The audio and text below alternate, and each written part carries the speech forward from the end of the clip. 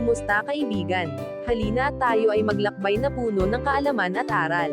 Mula sa mundo ng siyensya, hanggang sa kasaysayan, ating tatalakayin ang iba't ibang paksa na magpapalawak ng ating kaalaman, at magpapaningas ng ating kuryosidad.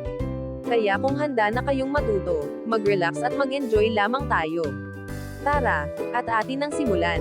Sama-sama tayong mag-explore, at matuto sa ating bagong talakayan. Ang mundo ng economics, pag-unawa sa mga desisyon, sa likod ng ating pamumuhay.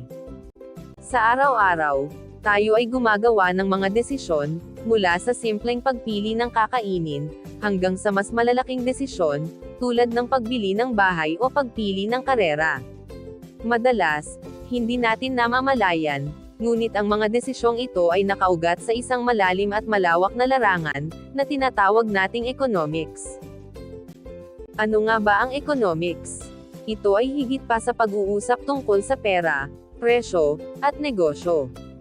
Ito ang pag-aaral kung paano ginagamit ng mga tao, kumpanya, at pamahalaan ang kanilang mga limitadong yaman, upang matugunan ang kanilang walang katapusang pangangailangan at kagustuhan. Sa isang mundo kung saan ang mga pinagkukunan ay limitado, ngunit ang mga pagnanais ay walang hanggan, ang economics ang nagbibigay sa atin ng mga kasangkapan, upang maunawaan kung paano tayo makakagawa ng pinakamahusay na mga desisyon. Sa aralin na ito, ating tatalakayin ang kahulugan ng economics, at kung bakit ito napakahalaga sa ating pang-araw-araw na buhay.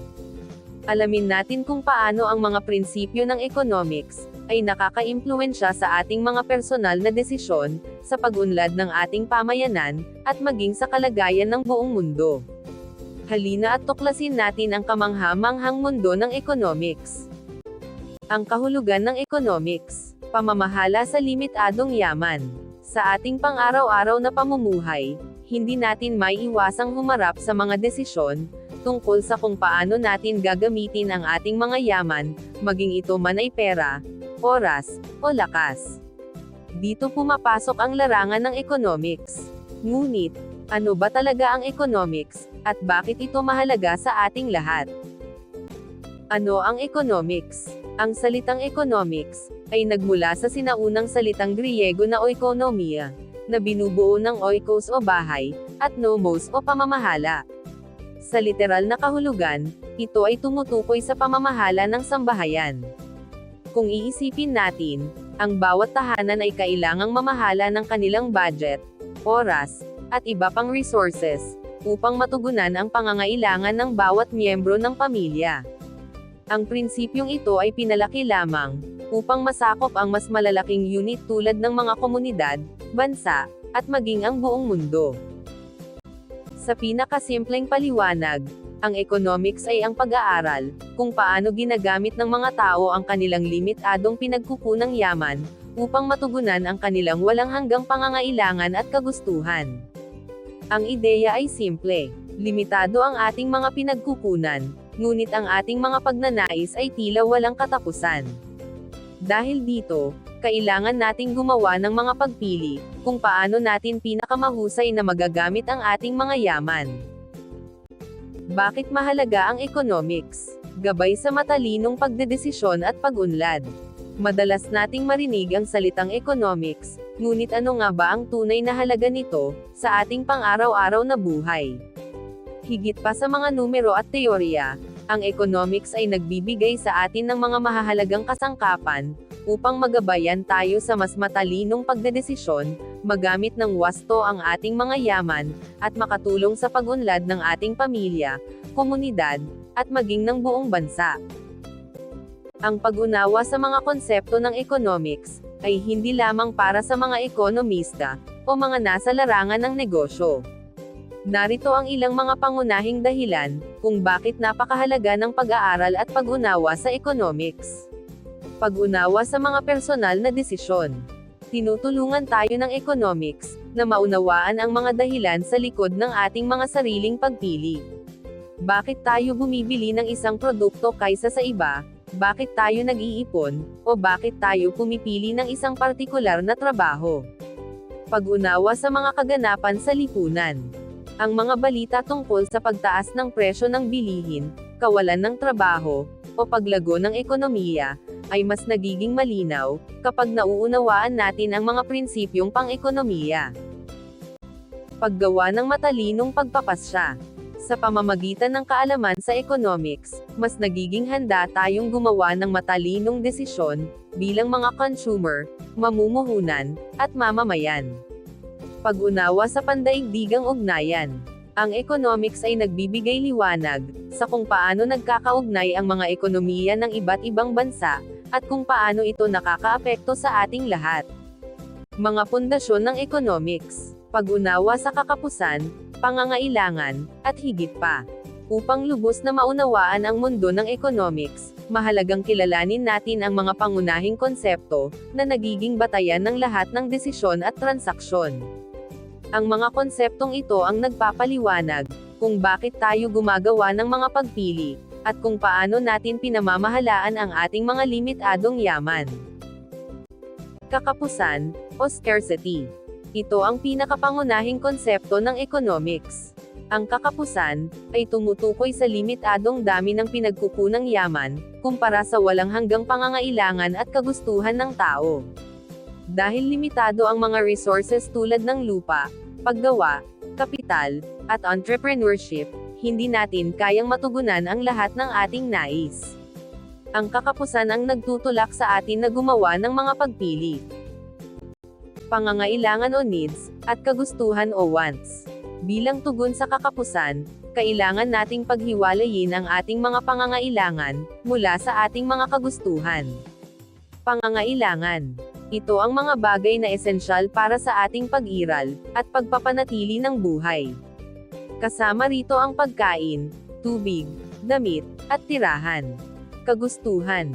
Ito naman ang mga bagay na nais natin, upang mapabuti ang ating kalidad ng buhay, ngunit hindi esensyal para sa ating pag-iral. Kasama rito ang mga luho, aliwan, at mga bagay na nagpapasaya sa atin, ngunit hindi kailangan para mabuhay. Opportunity cost. Dahil sa kakapusan at sa pangangailangang pumili, ang bawat desisyon ay may kaakibat na opportunity cost. Ito ang halaga ng pinakamahusay na alternatibo na isinuko natin, nang gumawa tayo ng isang partikular na desisyon. Halimbawa, kung pinili mong gamitin ang iyong pera para bumili ng bagong cellphone, ang opportunity cost nito ay ang ibang bagay na maaari mong mabili o magawa, gamit ang perang iyon, tulad ng pag-iipon para sa edukasyon, o pagbili ng ibang kagamitan. Trade-off. Ang trade-off ay ang proseso ng pagsasakripisyo ng isang bagay, upang makamit ang iba. Ito ay direktang kaugnay ng opportunity cost. Kapag tayo ay gumawa ng trade-off, ibig sabihin ay isinusuko natin ang isang benepisyo, kapalit ng isa pa. Halimbawa, ang isang pamahalaan ay maaaring gumawa ng trade-off, sa pagitan ng paggastos sa depensa, at paggastos sa edukasyon. Produksyon. Ito ang proseso ng paglikha o paggawa ng mga produkto at serbisyo, upang matugunan ang mga pangangailangan at kagustuhan ng tao. Gumagamit ang produksyon ng mga pinagkukunang yaman tulad ng lupa, paggawa, kapital, at entrepreneurship. Konsumo. Ang konsumo naman, ay paggamit ng mga produkto at serbisyo, upang matugunan ang ating mga pangangailangan at kagustuhan. Ito ang huling yugto sa proseso ng ekonomiya, kung saan ang mga nilikhang produkto at serbisyo, ay direktang ginagamit ng mga tao. Distribusyon. Ang distribusyon, ay tumutukoy sa proseso ng pagbabahagi o pagpapamahagi ng mga produkto at serbisyo, sa mga tao sa lipunan. Kasama rito kung paano nakakarating ang mga produkto mula sa mga producer, patungo sa mga consumer, at kung paano rin napupunta ang kita sa mga may-ari ng mga pinagkukunang yaman. Ang dalawang mukha ng economics. Microeconomics at macroeconomics. Ang economics, bilang isang malawak na larangan ng pag-aaral, ay nahahati sa dalawang pangunahing sangay, na nagbibigay linaw sa iba't ibang antas ng pagsusuri. Mula sa pinakamaliit na unit hanggang sa kabuuan ng isang ekonomiya. Ang mga sangay na ito ay ang microeconomics at macroeconomics. Bagamat magkaiba ang kanilang focus, sila ay magkakaugnay at parehong mahalaga sa pag-unawa kung paano gumagana ang mundo ng ekonomiya.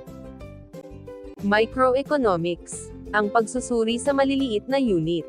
Ang microeconomics ay nakatuon sa pag-aaral ng mga individual na desisyon at kilos ng mga sumusunod. Individual na consumer. Paano nagdedesisyon ang isang tao kung ano ang bibilhin, gaano karami, at paano niya gagastusin ang kanyang pera. Sinusuri nito ang mga salik na nakaka-impluwensya sa pagpili ng consumer, at kung paano sila tumutugon sa pagbabago ng presyo at kita. Bahay kalakal o firm. Paano nagdedesisyon ang isang kumpanya kung ano ang ipoproduce, gaano karami, at paano ito ibebenta. Tinitingnan ng microeconomics kung paano nagtatakda ng presyo ang mga kumpanya, paano sila nakikipagkompetensya, at paano sila nagdedesisyon sa produksyon at paggamit ng mga resources. Pamilihan o market. Paano nagtatagpo ang supply at demand upang matukoy ang presyo at dami ng isang partikular na produkto o serbisyo. Sinusuri nito ang iba't ibang istruktura ng pamilihan, tulad ng perpektong kompetisyon, monopolyo, at oligopolyo. Sa madaling salita, ang microeconomics ay parang pagsusuri sa mga individual na puno at sanga ng isang kagubatan. Tinitingnan nito ang mga maliliit na detalye at interaksyon na bumubuo sa mas malaking sistema. Macroeconomics, ang pagtingin sa kabuoang ekonomiya. Samantala, ang macroeconomics naman ay tumitingin sa mas malawak na larawan. Ang kabuoang ekonomiya ng isang bansa. Sa halip na tumutok sa individual na desisyon, sinusuri nito ang mga pangkalahatang penomeno at pagganap ng ekonomiya bilang isang buo. Ilan sa mga pangunahing paksa nito ay Gross Domestic Product o GDP. Ito ang kabuuang halaga ng lahat ng produkto at serbisyong nalikha sa loob ng isang bansa, sa isang partikular na panahon.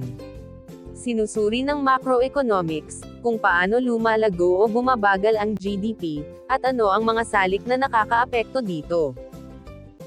Inflasyon o inflation. Ito ang pangkalahatang pagtaas ng antas ng presyo ng mga bilihin at serbisyo sa ekonomiya. Sinusuri nito ang sanhi ng inflasyon, at ang epekto nito sa purchasing power ng pera. Kawalan ng trabaho o unemployment. Tinutukoy nito ang bilang ng mga taong nais magtrabaho, ngunit hindi makahanap ng mapapasukan. Sinusuri ng macroeconomics ang mga dahilan ng unemployment, at ang mga paraan upang mabawasan ito. Pambansang patakaran. Tinitingnan din nito kung paano nakakaapekto ang mga polisiya ng pamahalaan, tulad ng fiscal policy o pagbubuwis at paggastos, at monetary policy o pagkontrol sa supply ng pera, sa kabuoang pagganap ng ekonomiya. Kung ang microeconomics ay parang pagtingin sa mga individual na puno, ang macroeconomics naman ay parang pagtingin sa buong kagubatan. Ang laki nito, ang kalusugan nito, at ang pangkalahatang pagbabago nito sa paglipas ng panahon. Ang dalawang sangay na ito, bagamat magkaiba ang saklaw, ay hindi maaaring paghiwalayin. Ang mga desisyon sa antas micro ay nakakaapekto sa antas macro, at ang mga kondisyon sa antas macro ay nakakaimpluwensya sa mga desisyon sa antas micro. Ang pag-unawa sa parehong microeconomics at macroeconomics ay nagbibigay sa atin ng isang kumpletong larawan ng kung paano gumagana ang ating ekonomiya. Ang interdisciplinary mundo ng economics. Pag-unawa sa mga ugnayan nito sa ibang agham panlipunan. Ang economics ay hindi lamang nakatuon sa pag-aaral ng produksyon, distribusyon, at pagkonsumo ng yaman. Ito rin ay may malalim na ugnayan sa iba't ibang larangan ng agham panlipunan. Ang mga disiplinang ito ay nagbibigay ng konteksto at mas malalim na pag-unawa sa mga isyong pang-ekonomiya. Ugnayan ng economics sa ibang agham panlipunan. Agham pampulitika. Ang economics ay may malaking koneksyon sa agham pampulitika, dahil ang mga patakaran at pamamahala ng pamahalaan ay direktang nakakaapekto sa ekonomiya. Halimbawa, ang mga desisyon tungkol sa buwis, regulasyon, at kalakalan, ay may malaking epekto sa mga negosyo at individual. Sosyolohiya. Ang sosyolohiya ay nag-aaral ng lipunan, mga sosyal na relasyon, at sosyal na istruktura. Ang economics ay nakikipag-ugnayan sa sosyolohiya, sa pamamagitan ng pag-unawa kung paano ang mga kondisyong panlipunan, tulad ng kahirapan, krimen, at edukasyon, ay nakakaapekto sa mga desisyon pang-ekonomiya, at kung paano naman ang mga patakarang pang-ekonomiya, ay maaaring makaapekto sa lipunan. Filosofiya. Ang filosofiya ay nagbibigay ng mga batayan, para sa mga kaisipan at prinsipyo, na humuhubog sa ekonomiya.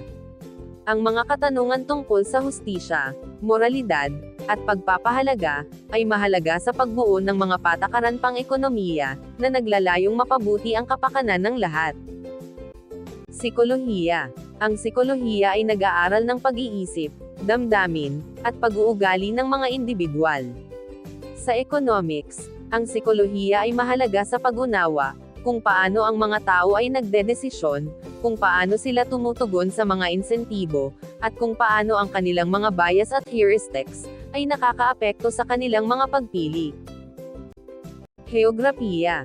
Ang heograpiya ay nagbibigay ng konteksto sa economics, sa pamamagitan ng pag-aaral ng lokasyon, distribusyon ng mga likas na yaman, at klima. Ang mga salik na ito ay may malaking impluwensya, sa kung ano ang maaaring gawin, kung paano ito ginagawa, at kung saan ito maaaring ibenta. Kasaysayan. Ang kasaysayan ay nagbibigay ng mga aral mula sa nakaraan, na maaaring magamit, upang maunawaan ang kasalukuyan at magplano para sa hinaharap. Ang mga pangyayari sa kasaysayan, tulad ng digmaan, revolusyon, at krisis pang-ekonomiya, ay nagkaroon ng malalim na epekto sa ekonomiya ng mundo. Arkeolohiya. Sa pamamagitan ng pag-aaral ng mga labi ng mga nakaraang sibilisasyon, ang arkeolohiya ay nagbibigay ng mga pananaw sa mga sistemang pang-ekonomiya, at mga gawin ng mga sinaunang lipunan. Ito ay nagbibigay daan sa atin, upang mas maunawaan kung paano nagbago ang ekonomiya sa paglipas ng panahon. Demografiya. Ang demografiya ay nag-aaral ng populasyon, kabilang ang laki, komposisyon, at distribusyon nito.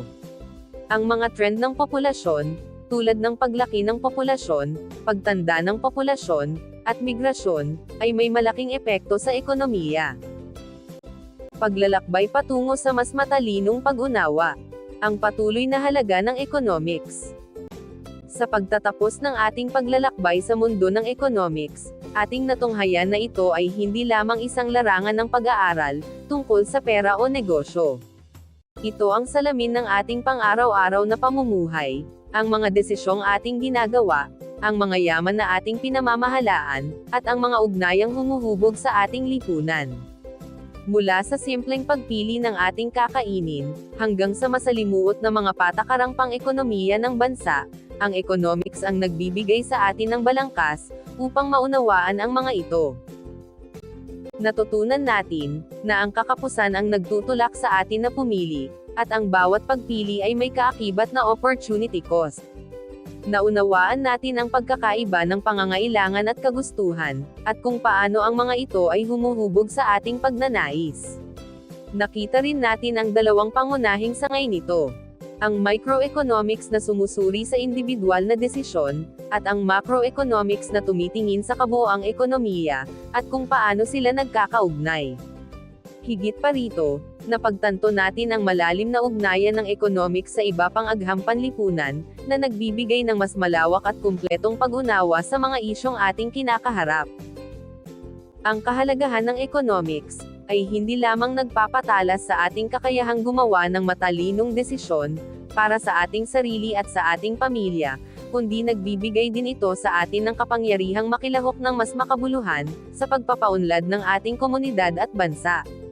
Sa patuloy na pagbabago ng mundo, ang pagiging mulat at may kaalaman sa mga prinsipyong pang-ekonomiya, ay isang mahalagang sandata, upang tayo ay makapag-adapt, makapagtagumpay, at makapag-ambag sa isang mas maunlad at makatarungang lipunan. Patuloy nating gamitin ang mga aral na ito, upang hindi lamang unawain ang mundo, kundi upang aktibong hubugin ito. Ang layunin ng economics ay hindi upang hulaan ang hinaharap, kundi upang maging handa para dito. Hanggang sa muli, maraming salamat sa panonood.